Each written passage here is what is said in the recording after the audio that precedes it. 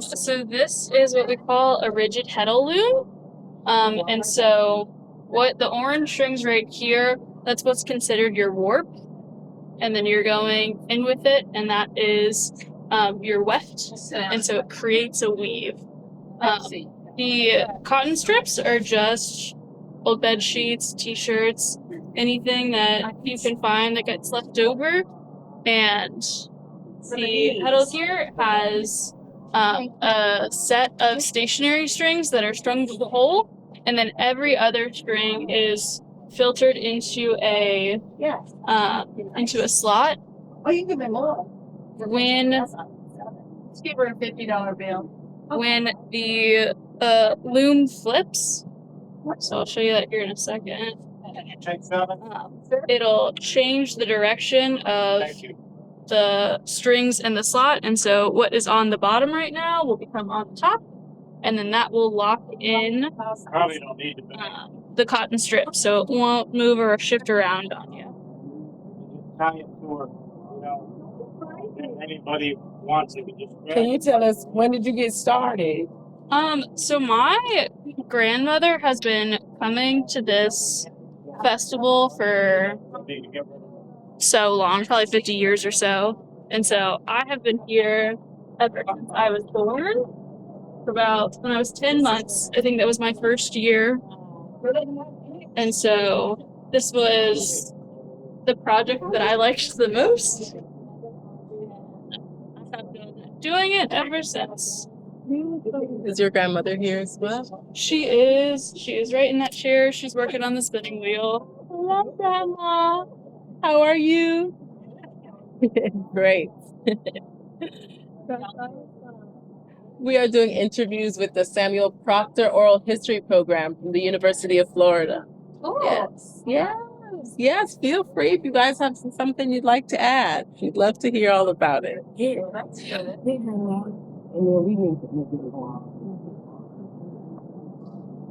Yes. So can you tell us your name? My name is Callie Swindle. Callie Swindle. Oh, nice to meet you. Nice to meet y'all too. So did you grow up caring about this, or did you come to care about it once you got older?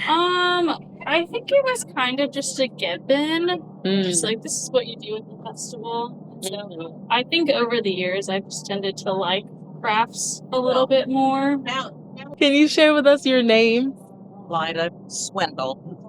What started you with the Florida Folk Festival? Well, actually, I had a friend that worked with me. I live in Tampa, and we went to the Florida State Fair, and I was doing quilting, and he was doing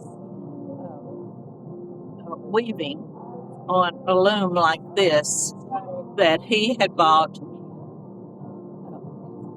He didn't buy it in the 20s, but he had bought it secondhand. It sold in the 20s for like $25. Wow.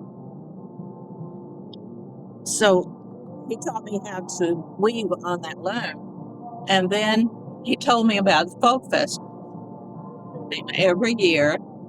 And I found out that another lady that came and brought her jams and jellies lived close, and so she let me come the next year and sleep on her couch, and I did that for a couple of years, and then I introduced my friend Eva,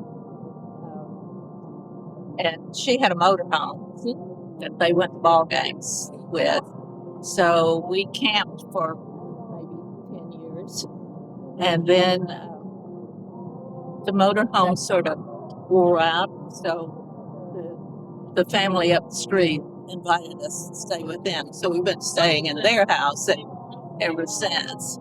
So growing your community. We applied to come as demonstrators, vendors. The daughter doesn't come any longer because she lives in Memphis, but the boys come. One of my boys lives in North Carolina, and he has 3 granddaughters now, and 2 of them come, and one of them has a little girl. So we have 4 generations. beautiful. Wow. So can you tell us a little bit about yourself? Where are you born and raised? I was born in Tennessee. And my mother, we lived on a farm, and I loved quilting and knitting and crochet and all of those things to learn to spin. She said, sit down and I'll show you. And so I did. And in about 5 minutes, I was spinning.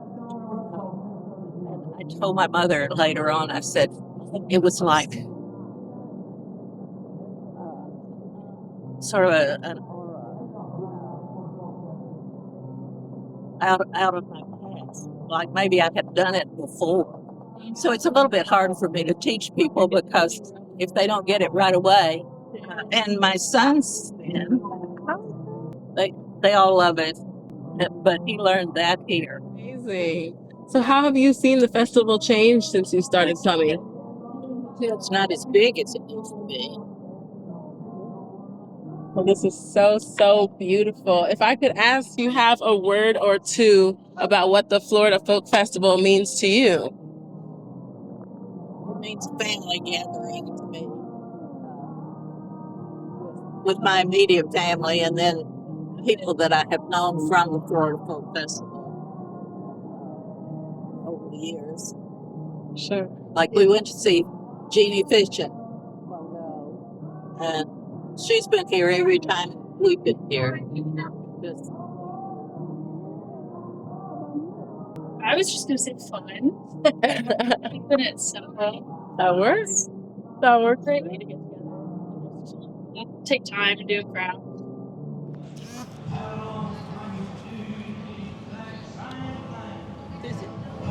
spinning has been done this way for thousands of years. So what you need for spinning is something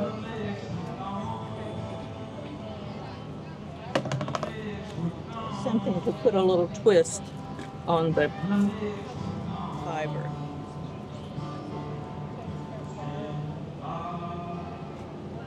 And that's what this will do. See the twist? Mm-hmm. So that's what the spinning wheel does also. Puts a twist on the fiber. So then you just manage the draft. Controlling the thickness and all of those things. The thickness of your thread. You're creating your You can make it thicker or thinner. This is what I usually spin. But with the drop spindle, you have to make sure that your spindle keeps spinning while you're doing this.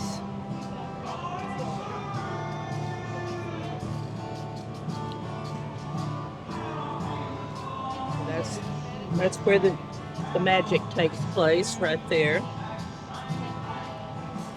Spun fiber. Make it look easy. Spun fiber is stronger than steel of the same diameter. Okay.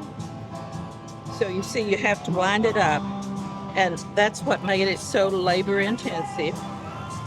But they still do this in lots of countries, lots of parts of the world. They spin the drop spindle. I saw people in the Andes, women spinning with a baby in their arms. Mm-hmm.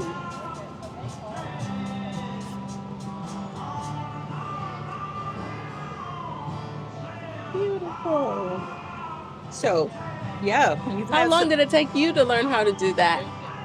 Well, did I not say that the lady taught me in about 5 minutes? For this one too. No, this one was a little more difficult. I learned actually on the spinning wheel. Okay. But this is fascinating. I have friends that would rather spin with a drop spindle than with a spinning wheel. But today they have electric spinning wheels that just keep it going, keep it spinning. Don't even have to pedal it.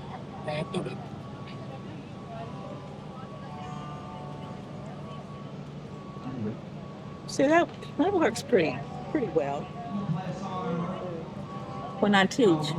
Uh, and I taught a couple yesterday to spend. They bought the kits and sat down here, and for about an hour, I taught them how to do it. And what I teach them is to get it like this and put a lot of twist in it.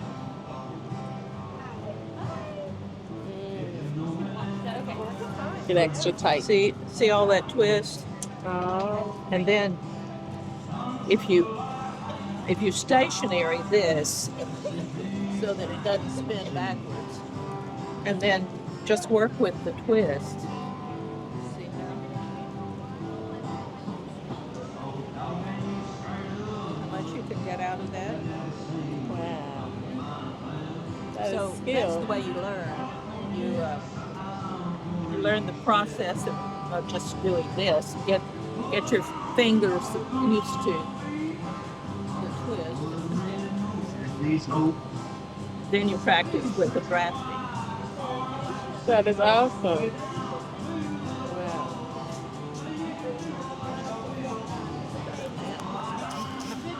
Well, thank you so much. So how do you fix it if you've got it in like different thicknesses? Like let's say you see how down here is a little fluffier and up here is a little more thin? Mm-hmm. Yeah. Well, I can work that out by twisting backwards.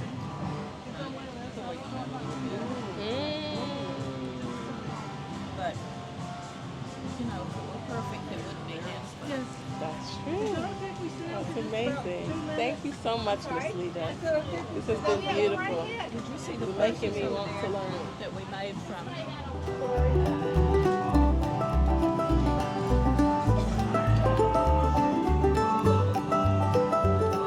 Last year, they were.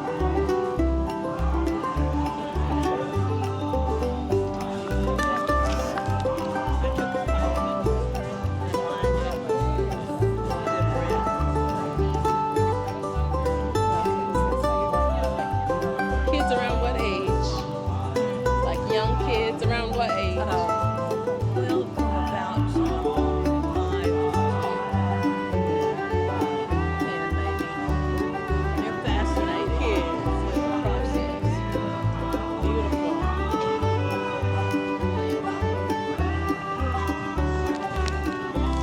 Even I have kept our. Really? That's amazing.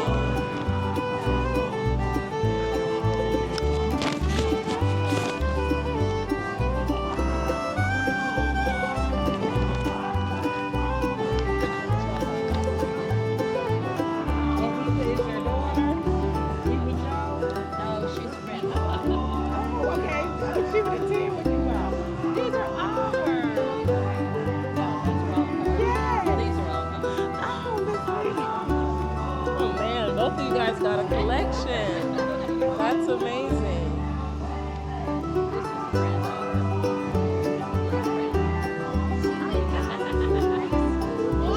That's so exciting. Erin has been here ever since she was 4. So has she started learning yet? Has she started learning yet?